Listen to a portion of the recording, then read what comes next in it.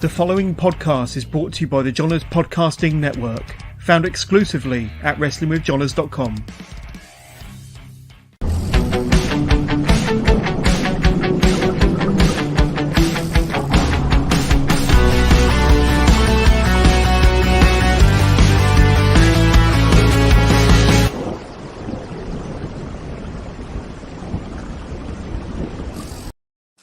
Hello and welcome to the latest episode of Wrestling with Johners. I think we're up to episode 229 now. Can you believe it? But I've got a brilliant guest today. Become good friends with this guy over the last few months. Met him at a show last week. The Mastermind, Olie Spring. How you doing, Ollie? And thank you for coming on the show. Oh, thanks for having me, man. It's it's good to be here. It's been a while since I've done podcasts, so it's cool to be doing one again. Oh, it's great to have you on Wrestling with Johners Live. And if you want to get in touch with Ollie, if you want to get in touch with the show, if you want to send any questions for the Mastermind, you can do. Just send your questions through on your chosen device, and we'll do our very best to answer every single question live on air. But Ollie, I've got to start asking you about Progress. The number one promotion in the UK. Some might argue that, but I think in general it's considered the number one promotion in the UK. Featured on the WWE network, of course.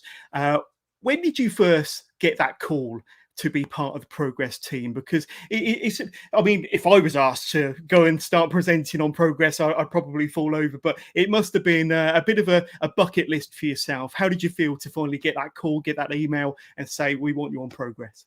It was surreal, to be honest. It was, I mean, middle of lockdown. I want to say it was kind of round January, February time. No, tell a lie. It would have been. Well, there was kind of rumors that they needed a new commentator, kind of around Christmas time, and I was, people were in my ear saying, "Ollie, we're trying to get you in, but we're not sure."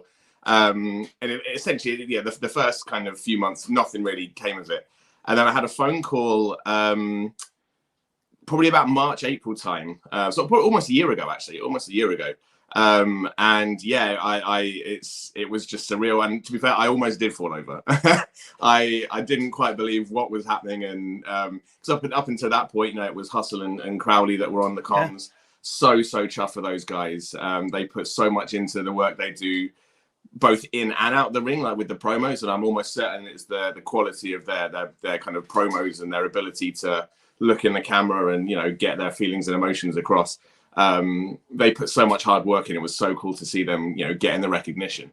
But then getting the call, it was so surreal. I almost ballsed it up on the call. Outside of wrestling, I was having a few issues with moving house, and I was expecting a phone call from an estate agent to basically apologize for screwing me over. It just so happened that the name of the estate agent was the same as the guy from Progress who I was meant to expect a call from at some point in this week or next week, whereas I was expecting a call from my estate agent on that day. And I got this call, and it was like, "Hi, this is this guy," and I thought it was the estate agent. So I was about to be, I was kind of cold. I was kind of a bit abrupt and wasn't really in a chatty mood because they really did mess us around at the time. And it took a couple of minutes for the penny to drop and realize it wasn't the estate agent and it was the guy from Progress that I was talking to. So he said, "How are you?" I'm like, yeah, I'm fine. Yeah, you, how are you? Like, I wasn't really myself because I was a bit annoyed. And he was like, "Yeah, we're all good. We're just trying to see how we can slot you in and fit you into the shows." And I was like, "Oh, it's that guy!" And then dropped. All of a sudden flicked the switch. I was like, right, I need to be nice and friendly and approachable. And it started off that it was going to be a trial, and then this was the phone call that I got telling me I was going to be on the full, like, for the full set of tapings that they were doing. And I put the phone down and just bounced around the living room. I was a bundle of energy. It was everything you'd expect: nervous, excited, and even now, it still doesn't quite seem real. The fact that you can list off all the things that it's on the WWE network, it's streamed on Peacock across the US, and Progress on Demand, all these things, and it's bizarre. It kind of feels surreal. It doesn't quite feel that it's me in a way. But I mean, like I say, I never wish to go back to the no fan shows, and hopefully, we don't kind of go backwards with the pandemic. Like I say, the British wrestling has been back firmly since about July, August last year. But it seemed like those tapings at the Peckham Theatre. I mean, you were there from chapter 112, weren't you? But they seemed like a lot of fun, a real kind of family vibe going in there. And even without fans, you guys gave it everything you possibly could. But like I say, tell us about those tapings and kind of the atmosphere and the fun that you were having. So yeah, I mean, it's, as I say, essentially, you're filming for progress. It's going out everywhere it's going. You kind of have to give it 110%. It was bizarre though, because it didn't feel like we were filming a wrestling. It felt like we were filming a TV show, not a wrestling show. So it was, obviously empty theatre. It was the, just before we go, it's like quiet in the back and we're rolling. And it's like, you don't really get that in a live show. And then everyone that's kind of talking and chatting around the ringside then has to be quiet. And, we record the show. And, me and Hustle just be sitting there chilling, having a sip, having a little chat. And, we're doing another show. Right, here we go. Headsets on. And energy. Like, it was so hard to not have that crowd to feed off. Because you haven't got the fans to feed off of, have you? And it does make such a big difference. In a way, I'm kind of lucky because I also do some stuff and like I get essentially working from home. I do a lot of stuff in post for quite a few companies as well. So I'm kind of used to, to not necessarily having anyone around me to feed off of. But even then, you've got a live crowd on the taping to feed off of. So it was a kind of a weird hybrid. I mean, working from home, doing the stuff I do in post, essentially I'm just sat on my sofa in my pajamas. And that's easy enough to kind of flick the switch on and off and kind of pour some energy into it. So I was kind of lucky that I had enough experience, but it really was bizarre. But yeah, you talk about the family atmosphere we had there, and it really was like, it was 4 days where you're just in a literal bubble of these people, and you only really see the same 10, 20, 30 people for that entire weekend. And going in, it was really bizarre because there was a lot of people that I've watched and maybe commentated for, but not really had a chance to hang out with as much. And then by the end of that 4 days, I've got my little, I've made so many friends. And while it was bizarre, and obviously like we'd never want to go back to having to do that, obviously for the obvious reasons, I'll always be grateful for having that chance to kind of meet the people I met and really kind of build those friendships.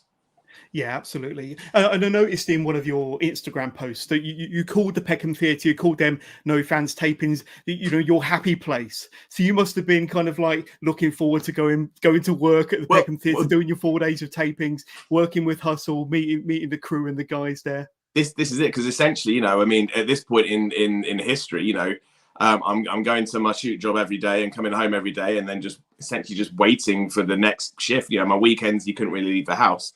So being able to go and do that and kind of get my wrestling fix, when, let's face it, not a lot of people, there you go, not a lot of people were able to do what we were doing. It did become like a place that I was like, while it was bizarre and it was a long weekend, a lot of takeaways, a lot of Uber Eats, a lot of Deliveroos and stuff like that. And by the end of the 4 days, you were both kind of happy to go home and like get a decent night's sleep, and also you got home and then you kind of sucked because I wasn't waking up and saying good morning to Crowley and saying good morning to Hustle and then going to the theatre and saying hi to the crew. Like it's like all my friends were taken away and I was back to just being old, plain old simple Ollie instead of Mastermind. So yeah, it really did become like a little my happy place essentially, to misquote Ash Draven. And do you have any kind of personal highlights from those no fan shows? Like I say, it seemed like a great atmosphere, some amazing action, getting to call alongside a good friend of yours, Hustle Malone. But do you have any kind of like personal highlights from the time back at the Peckham Theatre? Yeah, I mean, to be fair, the first set of tapings, I wouldn't say I was happy with how I did, and the way that things fell. We filmed 5 chapters on my first set of tapings. And the actual first one that we didn't air until the weekend after we finished my second tapings. So I didn't have a chance to like review myself and like give myself feedback or get feedback from anywhere else until after my second. So I'm like 10 chapters in at this point. So after filming 10 chapters, I finally get to see my first one, and I'm looking back and I don't. Well, I mean, to be fair though, first time in an empty theatre. First time for progress, first time on the network, all those things. There was a lot of butterflies, there was a lot of nerves. So I don't think I was ever expecting it to go perfectly the first show. So it took a bit of time for me to kind of settle in. But I think in a way the highlight is just it was all very much because, as I say, essentially because it's just match after match after match, and it was all. I don't think there was essentially one. I mean, there was some great matches, and again, I was absolutely like gifted to have that quality to call. I just think that the whole thing kind of blurs into one big kind of bubble. But being able to do that with Hustle, someone that I've kind of known since my literal day one. I think my favorite Instagram post I've got is the one where it's the then and now, how it started and how it's going. And yeah, the literal, like, hand on heart, the very first photo I ever took in a wrestling ring was for a promotion that doesn't exist anymore that ran out of Milton Keynes, just down the road from me. And there's me and my first ever commentary partner in the ring. I didn't really know him at the time as well as I do now, obviously, but right between us, the other side of the ring, Hustler just kind of spotted that a photo was being taken, kind of leans in and gives a little like photo bomb in the background. And the fact that he was in the background of my very first kind of in-ring photo, the very first time I'd stepped inside a wrestling ring, probably on the very first show I ever called, or no, maybe the second show because we had our t-shirts on. Either way, super early. The fact that he was there in the background, and now me and him are in Theatre Peckham for Progress on the WWE network with the absolute best of the best this country has. It was so bizarre. And then we recreated the photo. Yeah. So that was nice. Yeah, that was real nice. And I know during the pandemic, during the lockdown 2020, you also did Battle of the Barns, didn't you? World War Wrestling. Now that was quite an interesting concept. I know that World War Wrestling and Brett, they've done Battle of the Barns before, but like I say, a similar, very unique situation. Absolutely. With no fans. But a different setting, different environment, different. Maybe there was some of the same talent there. I'm not sure, but to tell us a little bit about Battle of the Barns. So yeah, Battle of the Barns. There was actually that, and there was two kind of things we filmed in the barn with Brett. We did that, and we did the Murder Barn Massacre for DOA. And I want to say that I think the Murder Barn came first, right? And then I think maybe a month or two later we did Battle at the Barns, but. Brett, I've got so much love for Brett, much love. He looked after us all. That barn, he spent so long getting it kitted out, and it looked amazing. The Murder Barn was like, it looked like a film set from a horror film. Turned up for Battle of the Barns, and me and Nick, I think you had him on last week. I think was it. Yeah, this time last week you were chatting to Nick. Yeah, Nick. So me and him, he had this almost like a trailer backed up in there, and it was pretty much a bunker. And he kitted out this little back of this lorry to look like an actual army bunker. There was camo everywhere. The table was covered in camo. We're sat in there doing the commentary, and it felt like it was unreal. It was unreal. The amount of effort he put into that, and then to film it himself and edit it all himself was just so much fun. And I think at that point, that was way before we did, way before Progress was even on the horizon for me. That was the first time I think I'd ever. Or the first time I'd kind of seen a wrestling ring since the start of the pandemic. So since March 2020, which funny enough, the last show I did before that was one for Brett for World War Wrestling as well. So it kind of came full circle, and it was really nice to kind of get back to it with Brett. And I will never forget the excitement on Alexander Roth. He walked in, and I've never seen a man so excited just to see a ring and run some ropes, take some bumps. The energy he walked into in that barn, even before we even talked about what was happening and what we were filming, just seeing people that happy again, it just filled me. It was just so wholesome.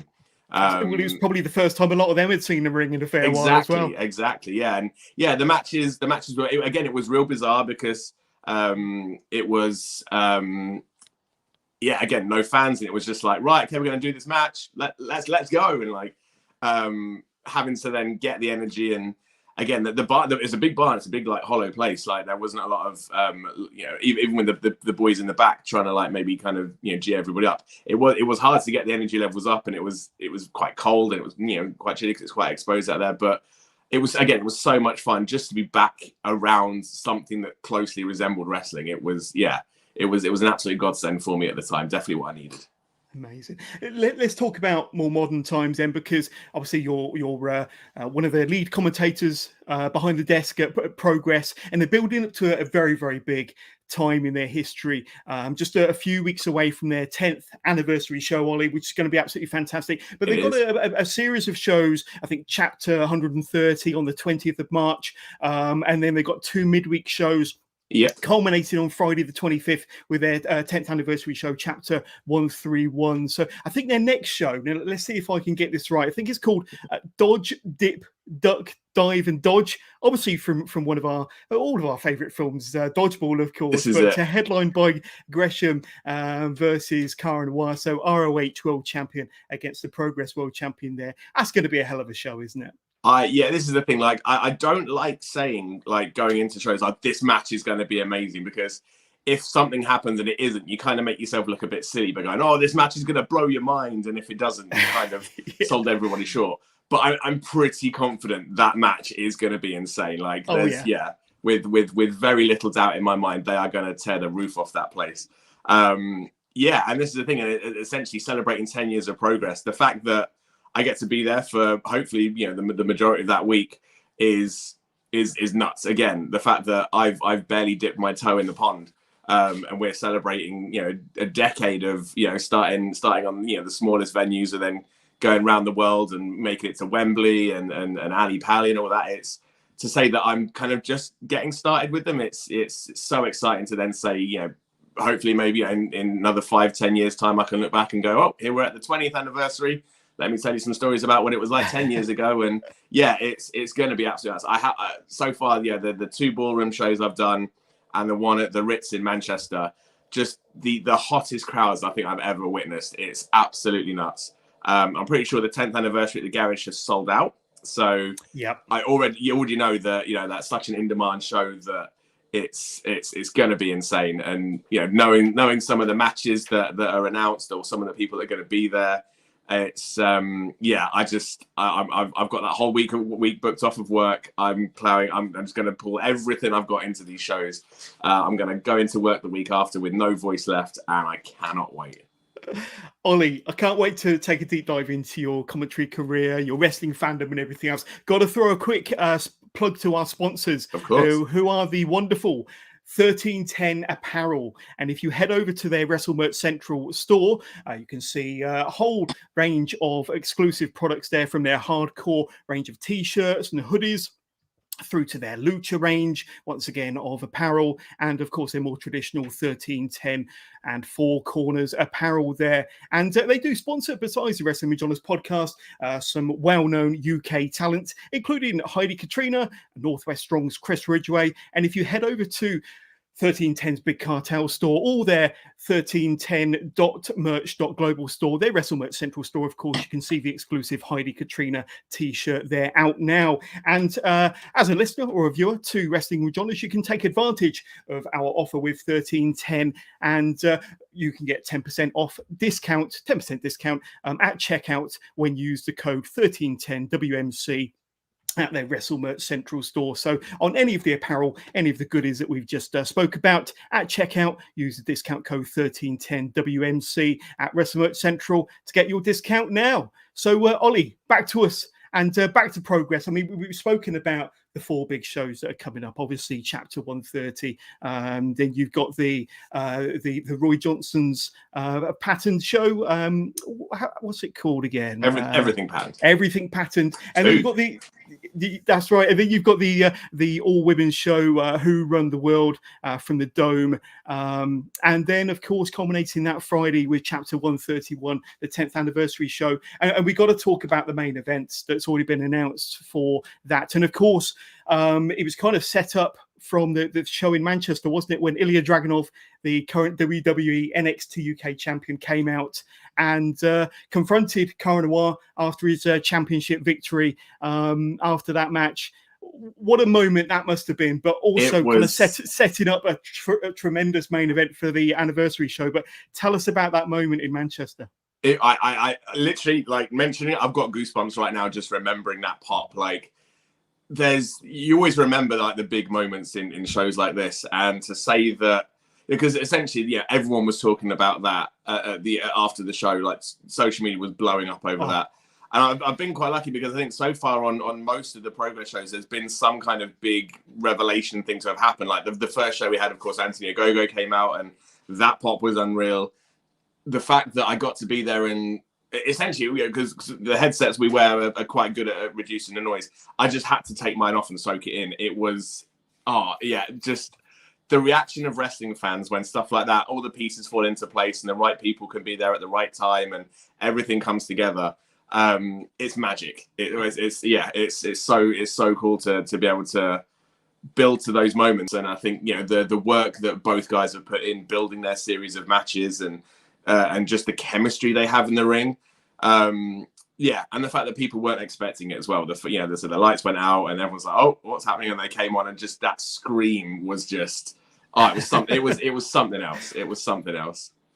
Oh, absolutely. I mean, one moment, I think it's from the same show that I want to kind of call back to, is that crazy dive from Nick Riley over the balcony onto the poor people down below, the ring crew and the wrestlers. I certainly wouldn't have wanted to be kind of in that melee of wrestlers when he was tumbling over the top. But obviously you didn't know that was going to happen. But what was your reaction when that did happen? Well, we were, so that was the same balcony we were commentating. You was up there commentating. Yeah, we were like maybe 5-10 meters away from it. Yeah. And obviously, before the show, you're looking around. Every time I see a balcony, I always kind of joke, someone should jump off that. And because I think earlier on in the match, I think Charlie and one of the Lykai came up and they were kind of teasing it, and then they went back down, and we're like, "You're right, no one's going to die today. This is good." And then I think we were so busy focusing on the ring, we didn't even hear Nick come behind us, and it was just when everyone started looking up and we're like, oh damn, he's over there. Oh, he's gonna do this. And it wasn't like the typical slowly walk up to the balcony, slowly climb over, hold yourself there and fall. He took a running leap off the balcony. It was absolutely insane. The Smoking Aces, one of the things I love so much about this, obviously we got to see them on, me and Huss and everybody in Theatre Peckham, we got to see them every single tapings. We really got to make friends with them.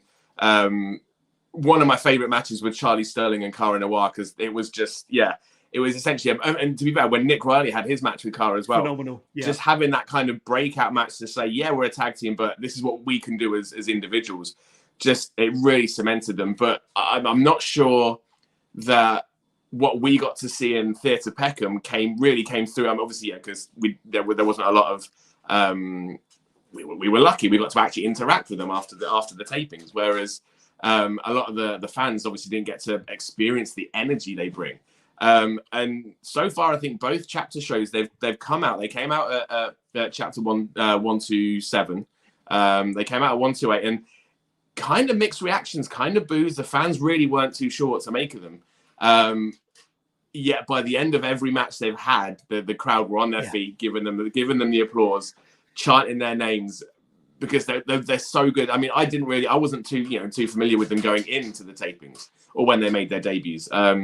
But then coming out, and they have taken the bull by the horns. They've grabbed that golden ring, and they have absolutely ran with it.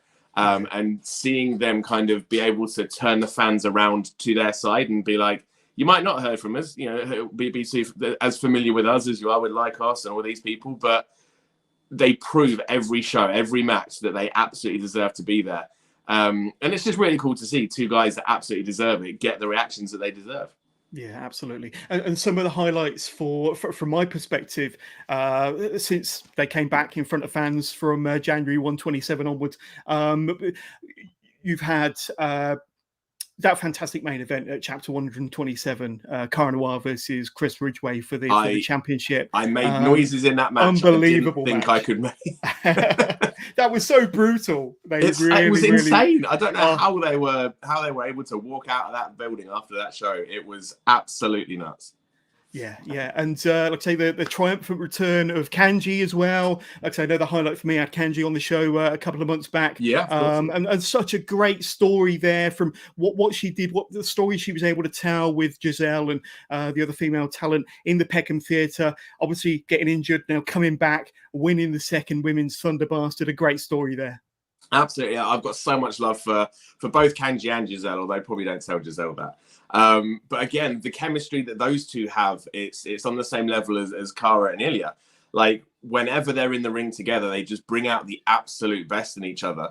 And just kind of, again, getting to know both of them outside of the tapings, knowing what they've been through and the aspirations they've got and where they want to be, and then obviously seeing Giselle now on Impact, it's absolutely crazy to think that maybe this time last year we were chilling out in a theatre and talking about, oh, would you go here, would you go there, and now it's actually happening for Giselle. And Kanji as well. She is just, I think she feels the pressure. That she's admitted it in promo. She's not the most confident person, but as soon as you put her in that ring or under that spotlight, something magic happens. And it just brings out the best in her. She rises to the occasion. Some of the absolute best women's matches I think I've ever seen.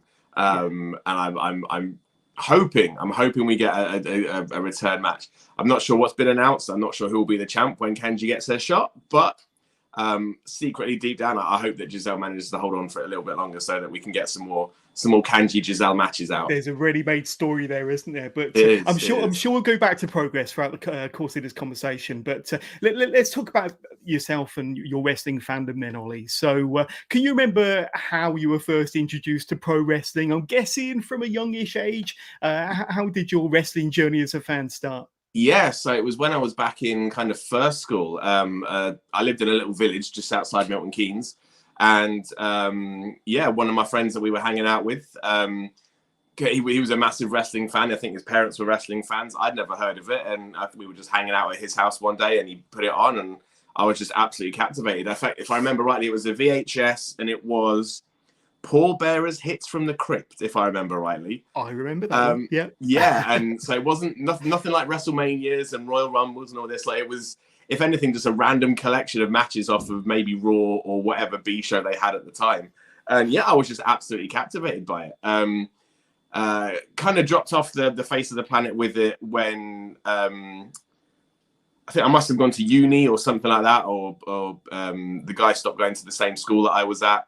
And we stopped hanging out as much. So I kind of stopped watching. And then it was kind of always there in the background. I had the video games, of course, as most people did. And then I remember I was going through a breakup. This would have been flash forward to, Christ, what year would that have been? I was mid-20s, been through uni, come back from uni, been traveling, come back from traveling. And I was sleeping on the sofa after a breakup and it was just on the telly. I was flicking through Sky and I saw TNA, and I just started watching it. And again, the bug got me. I just got bitten, and I was straight back in. I was a huge TNA fan for quite some time, and then I guess it just snowballed out of control, and somehow I stumbled my way into a commentary booth, and then stumbled my way into progress, I guess. so how did you, as a fan, how were you first introduced to British indie wrestling or UK indie wrestling? So essentially through TNA. Right. To be fair, I went to pretty much every London show they did, at least that was filmed. I think that my first TNA show was my first ever pro wrestling show live that I ever went to. Really? And wow. it was the year just before they started filming the London shows for Impact. And I still remember to this day, and it's quite kind of apt. The first match was an X Division match with, I want to say it was like a 5 or a 6 man. It was a bit just, kind of a high energy opener. And the first thing I noticed was, this is really weird without commentary. Because usually by that point you've got someone talking over the action, and it was just kind of quiet, big move, big slam, big pop from the mat, and then back to like quiet, and then all the only noise when the crowd weren't making any noise was the bumps, and it was just really bizarre not to have someone talking through the match. And I guess that was where the first seeds were sown of, this is something I could, at least something I noticed was important in wrestling. I thought it was just about, big flamboyant entrances and cool spots. But seeing the impact that commentary kind of had when it was taken away, at least. I'll never forget how it felt kind of sitting there watching and not having, someone's voice in my ear to kind of explain what was going on. And on that show, I want to say it was Doug Williams and Ric Flair. Wow. And at this I point, would love to have seen that. it was honestly the pop that. So I guess I was expecting a pop for Doug, for Rick, but at this moment in time, I didn't really know anything about Brit Rest. I knew about the British guys that had made it onto TNA. So essentially Nick Aldis, and it was Big Rob Terry, if I remember rightly.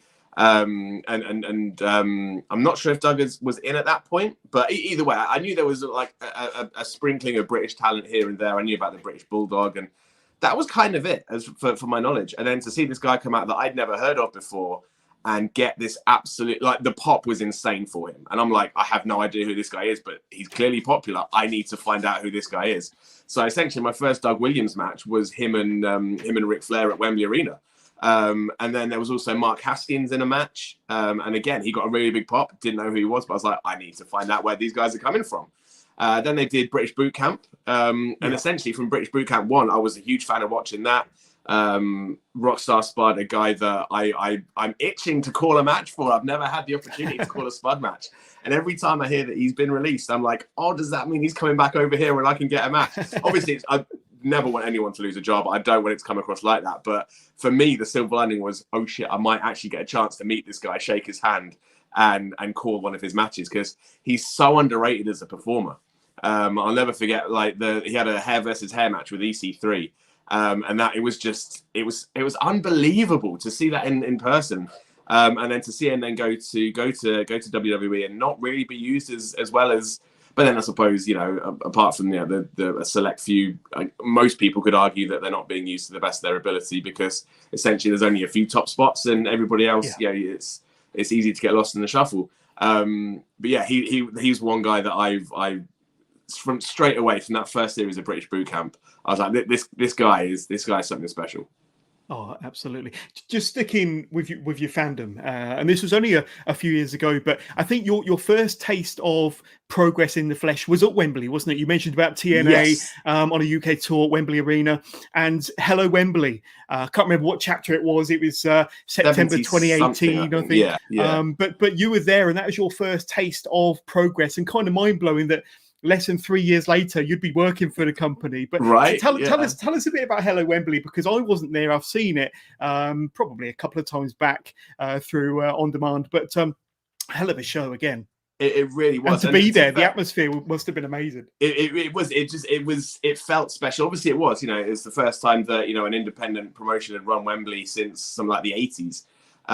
Which is absolutely nuts. Yeah. And essentially, I think I tried to get to other progress shows, but that was back in the day when it would sell out in 14 minutes. And I was lucky enough at that point to, my wheels were rolling enough that I was quite busy most weekends. So most progress weekends, I was already working elsewhere.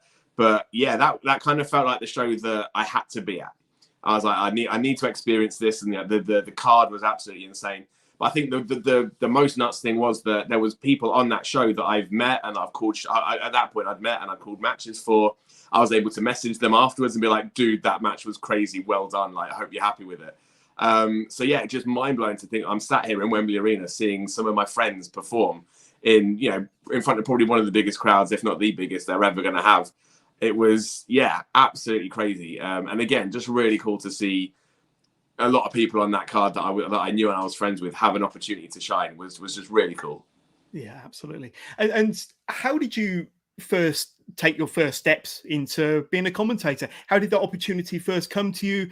How did you show an interest in commentating? Tell us about them very, very early days. Right, so I'll take you back to 2014. Wow. That was the very first show I called. So I used to do radio. I used to do I was quite involved in the local music scene here in Milton Keynes, did local radio station, did quite a few actually. I think most of the major online radio stations around Milton Keynes I've had a chance to be on in some shape or form. It was called Basement Music was the show. It was me and a guy called, now it would have been me and Scott at the time. And the show before him, there was always a bit of an overlap where the previous show would be finishing and then, we'd come in, get ready for our show. And then we kind of get to know the guy that would always run the show before us. And the guy before us happened to be a wrestling fan. And me and the So I don't think I was a regular host on that at that time. I kind of just popped in as a reoccurring guest quite a lot. I was like an annoying itch they couldn't get rid of. Every weekend I'd just pop my head in the door and be like, oh, I'm back again. I bought takeaway this time. Yeah, we just chatted more and more about wrestling, and it kind of turned out that the two hosts, the show before and Basement Music host, and me, we all kind of had wrestling in common as well.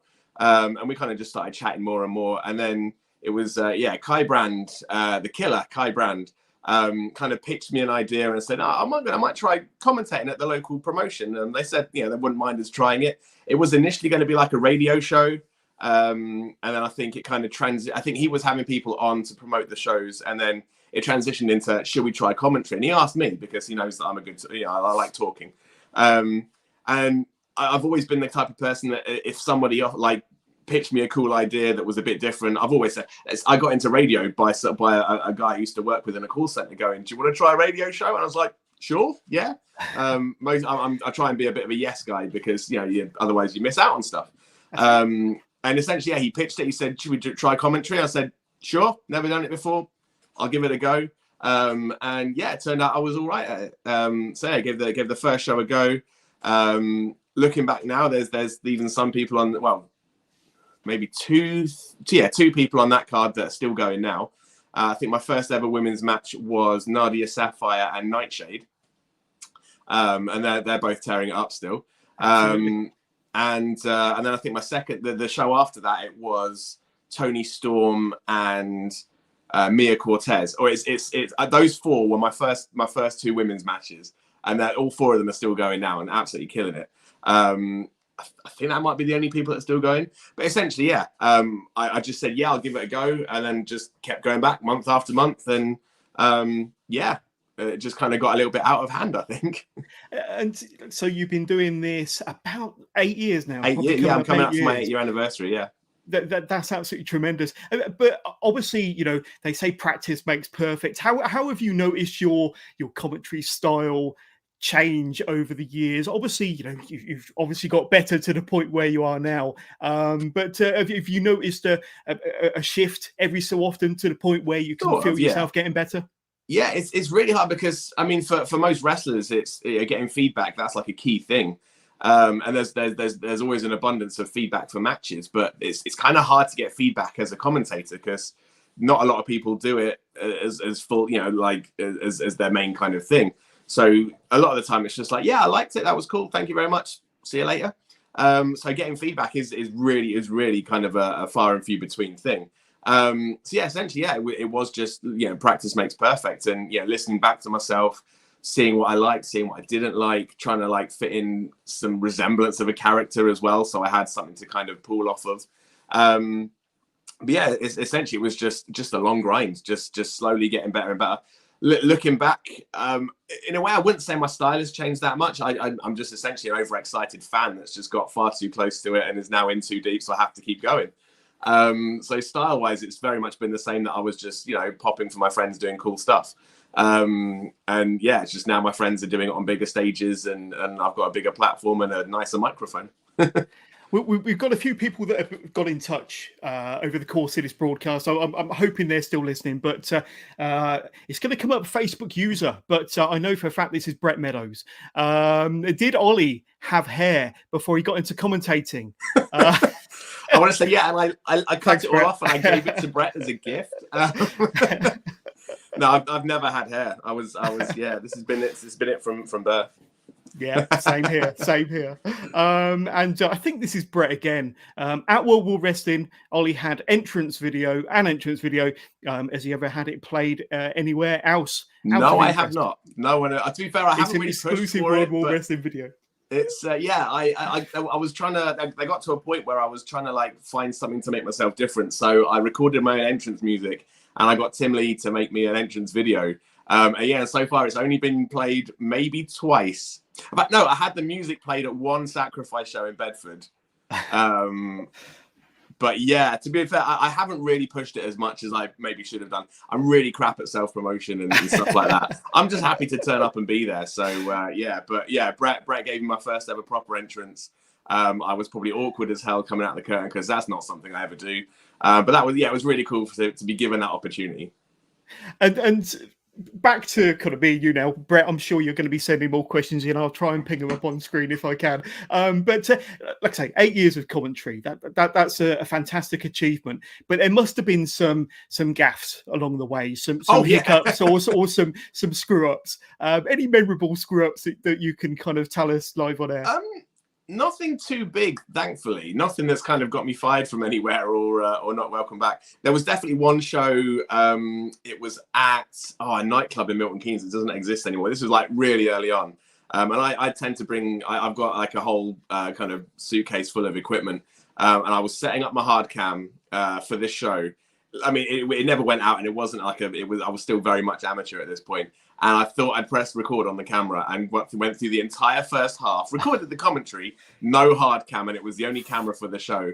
So kind of ruined the entire show for them. And the entire first half had commentary, but not a lot else. That's not the sort of thing you can redo, is it? This is it. So yeah, luckily there hasn't been too many screw ups. Nothing comes to mind, which I guess is a good thing. I mean, obviously I miss call moves every now and again, and maybe say the wrong name here and there, but I think luckily I've been lucky to avoid any major like mess ups, unless someone wants to message in and remind me of something I forgot about. Another question from me then. I mean, you're obviously very much in demand. I mean, I think when I was going through my research, you probably commentate for over a dozen companies around the UK on a regular basis. Would that be about right? Probably, yeah. If I were to list them all out. Yeah, something about that. Yeah, I'm very lucky to have the opportunities I've got, for sure. But your schedule must be super crazy. Do you ever look at your diary and think, man, how am I going to fit all this in? Absolutely. Like, I think already this calendar year, I'm on like 13 or 14 shows already. Wow. Which kind of, to be fair, pre lockdown and all that nonsense. I really was. It was crazy. I was doing 2 or 3 shows almost every weekend. I think there was even one kind of Friday to Monday stint where I had 4 shows, and I want to say there was Mansfield, Great Yarmouth, possibly Essex or London, and then Newport, South Wales. I think I did about 1,000 miles in a 4-day stint. Didn't sleep anywhere near enough as I should have done, but yeah, I've been very lucky to kind of have the opportunities to go the places I have. And yeah, I mean, as I say, I did a show in Newport, South Wales last night for exposure. The very first people to give me my very first paid gig. So, pardon me, being able to get back out there to see them yesterday was really special. It was probably the biggest show that I've ever seen them do. We had Scotty Too Hotty on the show. I got to commentate for Scotty Too Hotty hitting a worm, which going back to when I was playing video games when I was in first school and hitting that on the PlayStation. To say again, flash forward, however many years it's been, to say that I'm now calling that myself is just bizarre. But yeah, as I say, it's really nice. I think it took a while for me to kind of get the dates in the diary again. I think commentary is I'm very open and honest in admitting that what I do is kind of like the cherry on top. You don't need commentary to put on a show. Essentially, you need the ring, you need the wrestlers and the crowds. I am a luxury thing for most shows. It's not something that everyone either needs or wants or can fit on their show. So yeah, the fact that I am as busy as I am is just, I think it's a testament to how strong BritRest is, and the fact that there is platforms for people to put out, whether it's on Facebook or YouTube or things like Powered 4 TV. There's so many platforms now, and the fact that it's going out and I can add to the products, it's just, it's an honor to be able to help elevate things. Now, Emily Bailey's been in touch via YouTube, and she sent a couple of questions in. The first one that I'm going to ask you is, what's your favourite wrestling move? You mentioned the worm. That's probably up there in your top 5. But what would you say is your number 1 wrestling move? I've always said if I was ever to get kind of ideas above my station and climb into a ring and do anything, even just for one spot, it's the figure 4. That was my old podcast, and it kind of to be able to lock in a figure 4 on someone. Even just to pop myself, that would be pretty cool. Have I got any other favorites? There's lots of cool stuff. But yeah, I'll go with. I'm a big fan of the submissions. So yeah, I'll probably say figure 4 leg lock. And let's see, Facebook user. I don't know if this is Brett, possibly, but it reminds us of when. I almost want to say which time. When Pew fell out of the ring. Which show? That would have been a sacrifice show, I think. Or was that? Well, again, there was. I think I know what you're talking about. The hard cam show where I missed the entire first half. I want to say, yeah, Chris Pugh fell out the ring, or he slipped on some water at ringside and went arse over tit, and it wasn't caught on camera. Maybe I knew it was going to happen, and I saved him the embarrassment. But thank you for all your questions. We'll be coming back to your questions very, very soon. Tell us about, you mentioned about doing multiple shows per week, back-to-back shows. How do you prepare for one single show, let alone when you've got a run of shows in the same week? Lots of drinks. It must be a lot of, I don't know, do you have to kind of check a lot of YouTube footage, a lot of stuff on Powered 4 TV? But what's your process for preparing for a show? And especially when you've got to cram a lot of work in a short period of time, you've got multiple shows, for example. Yeah. Tell us how you do it. To be fair, because I'm so busy, there's a lot of people I see week in and week out. So I mean, back obviously when I started doing Progress, I'd make as many notes as I could fit time in for. And if there's people I don't know on shows, I tend to save it till the day, because there's only so much research you can do. But if you know the top 10 moves of somebody and they're not actually going to hit any of them in a show, then it's kind of pointless knowing the names of all these moves if they're not even going to have the chance to hit them. So yeah, I'll be honest, because of how busy I am, a lot of the time, and a lot of the people I see, I just know everyone so well at this point that I've seen everyone work so much that I pretty much know what to expect. But saying that, it is really cool. And as I say, last night at Exposure in Wales, 90% of that card were brand new to me. It was people that have started training in lockdown, and it was early shows for them. So it is really cool to then go and meet new guys, and kind of get to kind of know who they are as both a person and as a wrestler, and get a feel for what they're like. So I tend to do a lot of it on the day now, because I like to get there nice and early. Kind of have that time outside of showtime to kind of hang out with everybody and chat and catch up. Yeah. So to be fair, it's just been essentially 8 years of getting to know the scene and getting to know everybody. It's nuts now to think that most of these rosters I consider them at least friends, and I know them well enough that even if I just rock up to a show and they haven't had a chance to come and catch up with me, I can hear the music and know what to expect on a surface level, at least as far as moves and character stuff. So 8 years of hard work, and a lot of drinking. Great answer there. Let's talk about some of your commentary partners, because we spoke about Hustle Malone earlier on. I'm sure he'll come up in this part of the conversation as well. But it's important as a commentator, especially when you're commentating with a partner, to have that chemistry, isn't it? To have that connection, to have that bond, and to know that person a little bit off camera, so to speak. Yeah. Kind of let us have a peek behind the curtain with some of your commentary partners, because I'm guessing it is crucial to have that chemistry and to have that connection. It definitely helps from the off. It definitely helps. Yeah. So for example, last night the guy that I was doing commentary with, I met. It was his first time doing it last night. Never met the kid before. I guess I'm getting to this point now where I've almost got that. I don't want to say veteran status, but I am kind of a guy that, if someone is new, they can just chuck them with me and I can kind of take them under my wing and kind of show them the ropes, as it were. That chemistry is absolutely, it's not vital, but you can kind of straight away, like you can see in the ring, as I say, with Giselle and Kanji, they have that chemistry in the ring. So their work is already elevated to a higher level. It's the same for commentary. If you get on well with somebody, then it's you're going to have that natural rapport. And I think coming from that radio background, knowing what it's like to kind of have a microphone and have someone to bounce off of, it's I definitely prefer it to doing solo commentary.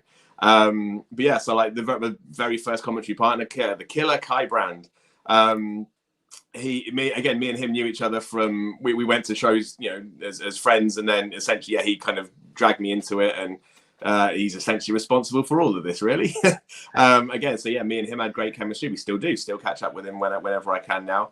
TJ Lee, the guy that has been my main commentary partner for the majority of my career now. We've traveled, I'd hate to think how many miles on the roads together to various shows, here, there and everywhere. And again, we get on great. We hang out outside of wrestling. We chat, most weeks there's not a few days that goes past where we're not chatting. They're kind of like the two go-tos that I have, and then obviously Hustle as well. But then like Mark Andrews, Magic Mark. No, I can't say that anymore. He doesn't like that. But yeah, me and Mark again. We go back. We go back years as well with Hope Wrestling, and yeah, I think I worked out that it was potentially around 3 years that since the last time I saw him to when I saw him at the last Progress show. And again, me and him, we get on so well. So me and him recorded a podcast the Monday before we had the show in London on the Sunday. The podcast went for about an hour and a half. The entire like window of us talking was about 4 hours, just catching up, talking about wrestling, talking about the Marvel stuff that we were recording a podcast for. Yeah, the podcast was like this much, and the rest of the conversation was the rest of the pie. So yeah, again, having that chemistry with your commentary partner, it helps so much. A couple more questions. Emily Bailey's been in touch again. She's obsessed. How did Oh My Goodness start? So is that like your version of Joey Styles' Oh My God? Yours is Oh My Goodness. So tell us, is there any connection with what Joey Styles said? But tell us about that saying. So it just turns out to be fair, listening back to like some of my first ever stuff, it was something I said back then as well. I think because I try and keep it PG. I'm not one for colourful language on commentary, because I don't want to isolate any fans if anyone is watching. I guess that's just my go-to way of expressing shock. And essentially, actually, it was I remember it was a company called Wrestling League. They had a triple threat tag match for the CZW tag team belts. It was CCK versus it was Rob Lias and Mike Check and the team from White Wolf, so A-Kid and Adam Chase. And there was a balcony dive there. It was at Kingsway Hall in Harwich, and it was either A-Kid or Adam Chase dived off this balcony. And my scream was, "Oh my goodness!" because I couldn't say holy stuff and all this sort of stuff. So yeah, and it was Alec Burnett from DOA. He messaged me after seeing the clip and was like, "You say 'oh my goodness' quite a lot," because they put the whole match out as well, and I said it quite a lot. I turned up at the next DOA show and he'd got me a T-shirt, much like this one, just "oh my goodness" on it. Yeah. And it kind of just became my thing. I kind of accepted it. And as I said, I've been saying it for years. It just took Alec to kind of point out, that's kind of your, like you say, it's your Joey Styles. "Oh my God." Yeah. That's just become my thing, I guess. So I kind of say that. I often say that wrestlers have their big spots and their big moves. And I think as a commentator that I definitely have my kind of big spots and big moves in as far as phrases and things I tend to go to. So I guess "oh my goodness" that's my finishing move. Absolutely. And what about your nickname, the Mastermind? Where did that come from? How did that start? Who gave you that? So that's all the way back to the Figure 4 days. When me and Kai were sitting down coming up with our kind of podcast idea, because again, it started off as a radio show. And he kind of brought me in as essentially a kind of a radio show host. We were doing podcasts and stuff, way back in 2014. And I guess it probably would have been me saying, like, right, we need cool nicknames because we can't just be Ollie and Kai. We need to be like, rah. And I want to say because my thing, I'm not a physical guy in any way, shape, or form. I've always been more of a smart ass than a tough guy. And we used to do a lot of like wrestling quizzes, and wrestling quizzes used to be my thing. I used to have a call center job that was pretty boring, pretty mind numbing. So I used to spend a lot of time sitting on Wikipedia, just reading up about wrestling cards and looking back in the old kind of WWE, going down all their kind of pay-per-view lists and seeing what matches were when and things like that. Memorizing the Undertaker's streak, and I did the same. This is it. So I kind of wanted to give myself a bit of a nickname that kind of essentially expressed my love of the mental side of things rather than the physical side. Kai was the killer because in training he would be injuring people left, right, and center. So I think my very first one was the Guru, Olie Spring, and then I think that lasted maybe a month or two, and it was not sticking. And I was like, how about Mastermind? Because I want to say that the quiz show was on telly, and someone had picked something to do with wrestling or something that I was like, if I was on Mastermind, that would be my subject. There you go. And then I just kind of ran with that, to be fair. And my entrance music is essentially a ska punk version of the Mastermind TV theme tune. So it kind of all just bundled together. And the kind of I haven't had the time as much to kind of keep up with my wrestling trivia, so I'd probably be god awful at it now. But just as something that sticks and something to give people an idea that, you know, that it's more about my mind than anything else is, yeah, I've ran with it, and, you know, hey, gimmicks work. Absolutely. And I don't know if there's anything to this. I'm going to bring up a couple of pictures. But what is it with the pens, Ollie? What is it with the pens in your jacket pocket? Definitely prevalent if you check your Instagram. There's pens, 4 or 5. Tell us about that, because that's become a thing for you as well now. Well, so that photo right there with 5 pens. If you look at them chronologically speaking, it goes from 5 to 4 to 3 to 2 to 1, and it was meant to be a subliminal countdown to the first show back, because I think the plan might have been at the time was the last set of tapings, the last show would be airing, and then there would have been a live show pretty soon afterwards. So I was trying to kind of give people a bit of a hint that, okay, there's 5 pens, and then next week, oh, someone's nicked one, there's only 4 left.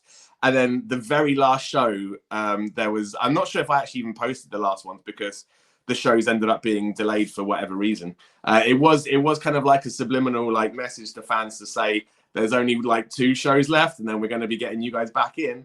But yeah, and luckily people did kind of notice, like, that's a lot of pens. I'm like, yeah, because there's 5 shows left, and then there's 4 shows left. And yeah, that was kind of what I tried to do, is, I say, sprinkle something a little bit extra in. And one thing I've always loved are things like Bray Wyatt having those like subliminal things in his promos, where if you kind of piece things together from here and there, and you kind of get this like secret message. That was kind of my attempt at that. That's awesome. We're going to go back to Emily Bailey, for watching via YouTube. So thank you for watching, Emily. Much appreciated. Love to know about Ollie's most memorable experience whilst commentating so far. So is there any particular experience, or maybe a couple that jump out at you as being particularly memorable? I mean, it's all been one hell of a ride. Obviously, you know, my first ballroom show for Progress was absolutely nuts, and, you know, being part of that show and hearing the reactions of the crowd, that I don't think will ever be beaten. To be fair, I think from that show, so Warren Banks, I'm gonna name drop now. Warren Banks is a guy that I have called more matches for than anybody else in British wrestling. I'm big on my stats. TJ Lee calls me the king of spreadsheet style. I've got quite a few wrestling spreadsheets tracking everything I do. And I think on my first 200 shows, I've called something like 70 or 80 Warren Banks matches. And the number 2 guy below him, it's not even close. Warren's in like the 70s. The next person's like 30 or 40.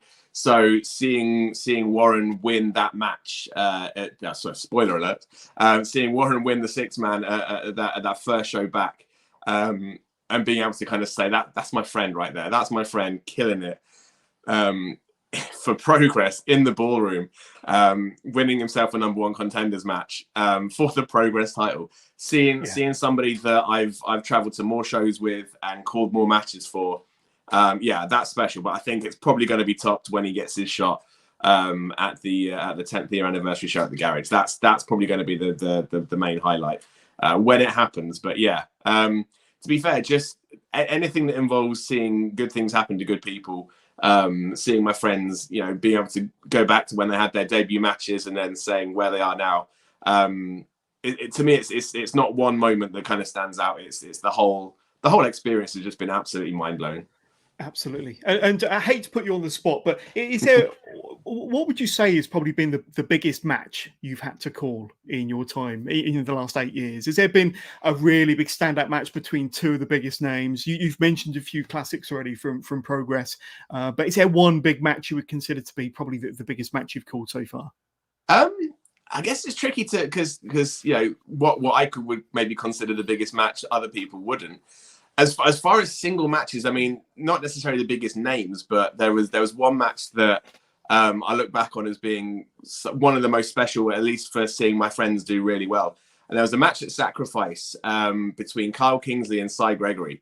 And the story that these guys had told over essentially about a year and a half, culminated in the best match that I've seen either of those guys have. And as far as like that one kind of, if I was to ever kind of give people one match to kind of show what I can do, that would be it. But then again, yeah, I've got to call, you know, Chris Ridgway versus Jonathan Gresham in a Ring of Honor title match. That is absolutely nuts. Yeah, I could name drop countless people, but I think I'll always go back to that special match. I think for Cy and for Kingsley. It was just a perfect storm of the storyline culminating. I want to say it was the last show of the year, the last show we had in our kind of spiritual home venue before we moved on to another one. One of the best matches I've ever called, and probably one of the best performances I've ever put in as a commentator. That's the kind of the one that I would stand out and say, like, this to me was like one of the biggest deals I think I've ever kind of had the opportunity to call. Yeah. And as we've clearly established during the course of this conversation, you're very, very busy, whether it's with your shoot job or whether it's with your commentary. But one kind of pastime of yours is kind of music, isn't it? And writing, producing, playing music, a lover of kind of bands and music. Tell us about that, because I don't know if this is correct. I mean, are you part of a band, or you were part of a band? But tell us about your history in music and kind of what it means to you. Yeah, I mean, that's what kind of got me into wrestling in a way, in a kind of weird roundabout way of doing music and then doing the radio and then meeting people and then doing wrestling. So yeah, that photo right there was a Christmas gig for a band called Final Clearance. I'm not a permanent member of them. I'm more of the I think the Tom, the front man, calls me the break glass in case of emergency kind of backup guy. So he broke his arm. He happens to work with me as well now. He broke his arm cycling into work in the winter, and they had this big Christmas gig coming up.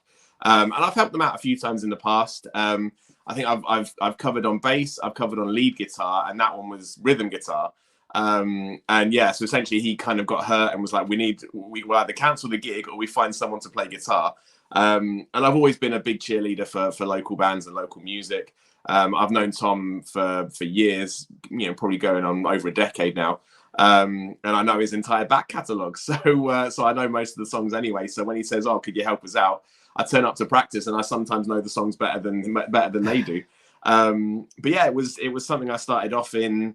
I mean, I think I had my first guitar when I was 14, self-taught. I lived in a little village growing up, so there wasn't an awful lot to do in like the winters. So I would teach myself guitar, playing along to my favorite CDs. And again, I just kind of got a bit carried away into it, and then yeah, I've wound up in a few bands, mainly doing solo stuff though. To be honest, I've got like a solo back catalogue, but there was a moment in time where I was kind of doing a little bit of wrestling commentary, a little bit of music. I was doing my solo stuff. I was kind of helping out in a few bands, and it was my 30th birthday. I ticked over to 30, and I always say turning 30 was the best thing I ever did. I kind of had this kind of not quite a midlife crisis, but like a realization that I've kind of been arsing around and like half-arsing everything. And I kind of asked myself the question, what would happen if I gave just one hobby everything I had? So I dropped out of all the bands I was playing. I stopped. There was a few sports that I was kind of playing as well. Again, kind of half-arsing it. And I kind of said to myself, I'm going to pick one thing and I'm just going to run at it. I'm going to give it 100% instead of giving, you know, commentary a little bit and music a little bit. And essentially I chose wrestling commentary. And in the kind of 5 years since I made that decision, I've got further in wrestling than I did in a decade of doing music. But it'll always be something there. Yeah, it's always something I have a passion for. And if ever I can help out a friend in need, if I can ever play an instrument, then I'll always say yes. Because, you know, the things I could miss out on, there's been some really cool gigs I've been a part of that I wouldn't have been a part of if I hadn't have said yes. So yeah. Absolutely. And as we start to wind down, I've got one more question from, I think it's actually from Chris Pugh, who asks, what's been your favourite trip for wrestling? I don't know if there's a hidden story behind this, but do you have a favourite trip for a wrestling show? I'll be honest, it sounds really bad, but a lot of the time, some of my favourite parts of wrestling isn't actually the wrestling itself, it's what happens outside of the actual, like the bell-to-bell show. It is that chance to be on the road with your friends for a couple of hours, traveling here, there, and everywhere. There's been. I know he's referencing. So I used to take a car full over to Exposure in Wales, And yeah, Chris Pugh was in there for some of those as well. That was really fun. One thing I will say is with Warren Banks, he might be one hell of a wrestler, but that guy can sing. Carpool karaoke Warren Banks is something that not many people will ever see, but I have the privilege of hearing Warren Banks singing on a sleepy trip back from Wales. Now there's a YouTube channel waiting to happen. Honestly, he needs to tap into it. If he ever gets injured, he just needs to start singing. Yeah, I say the road trips are always the best. There was one, I'm trying to think where it would have been two. It was either up north or out east, because it was quite a trip. And I actually recorded a podcast on this drive, and it would have been me, Alexander Hyde, TJ Lee, Ashley Dunn, and Hustle Malone. And I recorded a driving podcast that started off as like, it was a very free flowing, not a lot of structure. It was just 5 dudes in a car, just shooting the breeze, talking shit.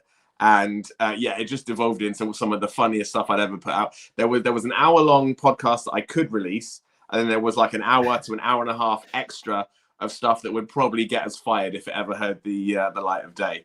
And yeah, that will always go down as a real cool trip. But yeah, anytime I get the chance to travel for more than half an hour with anybody in the car to kind of get to know them is really good. In fact, tell you what, here we go. One last story for you. My very first paid booking was out in Exposure in Wales, and I'm chatting to Nigel, the promoter.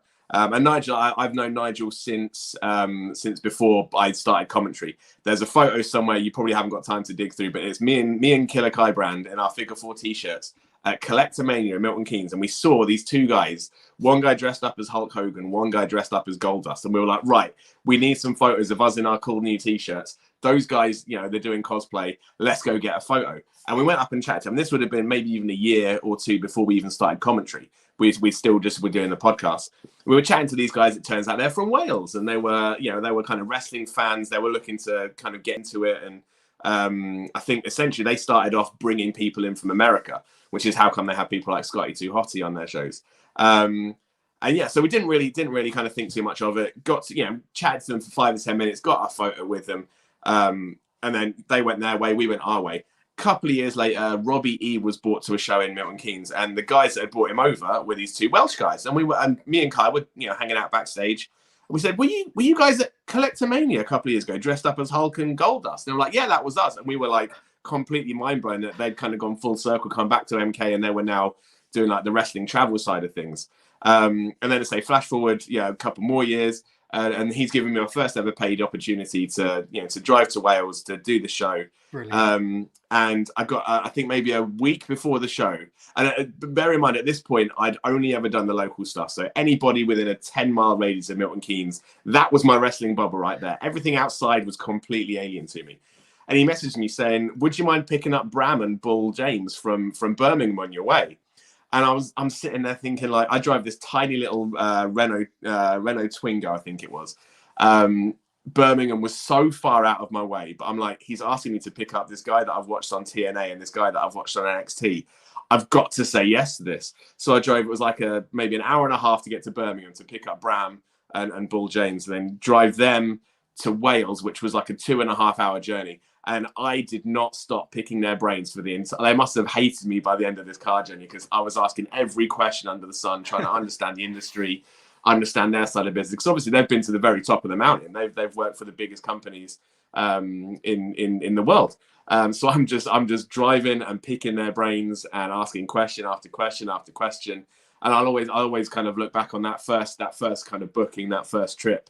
The information and the knowledge and wisdom I got from Bram on that trip was absolutely priceless. I learned more in 6 hours of driving than I had in 6 years of just messing around and doing podcasts. So that was without a doubt probably the most valuable 6 hours of my life in wrestling ever, I think. That would have made a good podcast episode for sure. It would have. And I'll be honest, there was a bit of a driving joke on the way there where I was saying, oh, do you reckon I have time for a podcast? And I think contractually, I don't think Bram was able to talk to anybody unless it was signed off by TNA. Bull was not in the right mindset to be podcasting. I think he'd just been released from NXT, and he was maybe a bit salty about the experience. So, and I don't think he was in a chatty mood. So yeah, I didn't get the podcast, but it did become a bit of a running joke for that kind of show.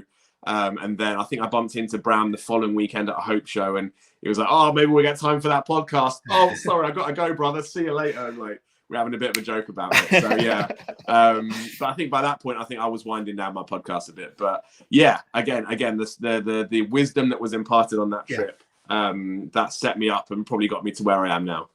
Absolutely. Final question for me then. So if we've got any budding commentators, any budding announcers watching or listening to this with the Mastermind Olie Spring on the Wrestling with Johners podcast, is there any kind of like key tips, bits of advice that you would impart on them if they were looking to get into the business as a commentator? Yeah, so I mean, this is something I'm doing quite a lot these days. Is kind of helping out people and kind of, as they being the guy to take them under. I mean, like last night, this guy Jack had never commentated before, and I got to kind of show him the ropes. I think my kind of main bit of apart from the technicalities of when to talk and when not to talk and things like that, just don't be afraid to be yourself. Turn the volume up to 11. Don't be afraid to get carried away and excited. I've definitely worked with people who you could tell were very in their shell and didn't really want to let it out. And essentially, I think one of the reasons why I'm at the point I am now is because from day one, I never cared about if I sounded stupid or letting myself go or getting carried away. Just try and be yourself and try and not to worry about what other people are thinking. If people are turning around and looking at you, not to get too self-conscious. Because essentially you're reacting, you want to be that kind of the channel of excitement for people to feed on. I was watching some Simon Miller YouTube videos earlier on today, and I've got a lot of love for that guy again because he's a big goof, and if he says stupid stuff, he's not gonna go back and edit it out. He owns it, and he's a silly, goofy guy, but he's not ashamed of that. He is who he is, and that's so key, I think, in what we do is just to really, not be afraid to be yourself and, allow yourself to get carried away. Because essentially, I think at the heart of it, we're all just wrestling fans. Some of us are sitting in the audience. Some of us are in a ring. Some of us are behind a desk. We're all just fans of this. And I think to make sure you never lose sight of that and don't be ashamed to let people know that you love what you do. Absolutely. Thank you for that advice, and for myself as well. I was looking to get into commentating. I was going to say, I take all that on board. Have you started doing your CPW stuff yet? Not yet. No. But I think their first show back, Copenhagen Championship Wrestling, is in May, so just around the corner. So not too long to wait. But before we ask you for your socials, Ollie, I'm just going to announce who my next guest is on the Wrestling with Johners podcast this Friday the 11th, 8 p.m. sharp UK time. It's Harley Hudson.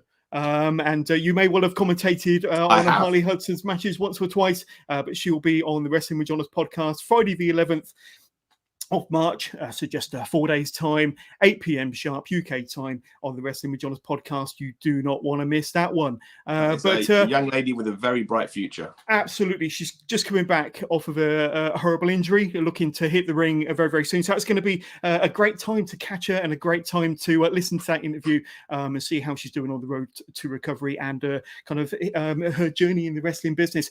But Ollie, I'm going to throw it over to you. If any of my listeners, any of my viewers want to get in touch, say hi, ask for some advice on how to be a commentator and all that good stuff, where can they find you on social media, my friend?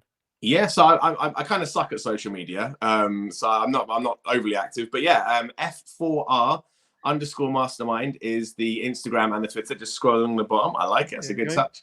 The Mastermind Olie Spring Wrestling Commentator on Facebook. Yeah, that's kind of it. I mean, if you're curious about the music stuff, that's out there as well. That's YC Ollie, the letter Y, the letter C, Ollie, OLIE. If you're curious, you don't have to. As I said, I don't really push that stuff. I gave it a bit of a go for a while, but yeah, I think I'm better at wrestling commentary than I am at music. So that's why I've stuck with that. But Ollie, it's been a blast speaking to you for the last hour and 15 minutes. And it was me saying it only go 45. Yeah, but it's all good conversation. I could talk about wrestling for hours, my friend. Like we could come back in a few weeks and carry on. Yeah. I'm sure there's a part 2 waiting to happen down the line for sure. But to Olie Spring, it's been amazing speaking to you. Thank you so much for being an excellent guest, and best of luck with Progress and all the other promotions that you do excellent commentary for. And of course, we've got the 10th anniversary of Progress around the corner to look forward to. So thank you very much for being a great guest, and I hope you've enjoyed your time on the show. Absolutely. Thanks for having me, man. No, you're very welcome. Catch up with you soon.